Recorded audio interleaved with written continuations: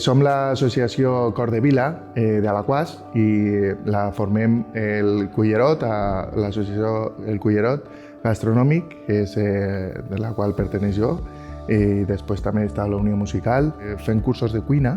d'alimentació saludable, i després en aquests cursos també se dona un poquet d'educació en l'alimentació, des del tema econòmic, també per a que se cuine des d'una part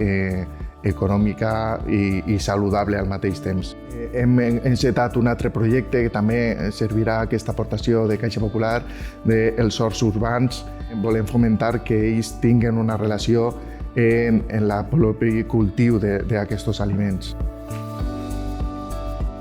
A tota la gent que de xiquets de final de primària i secundària estem fent com si fossin classes de repàs, d'apoyo, i en aquests diners també volem fer una espècie de beques que hem muntat en la Unió Musical, de forma que els xiquets de 0 a 3 anys i de 3 a 6 anys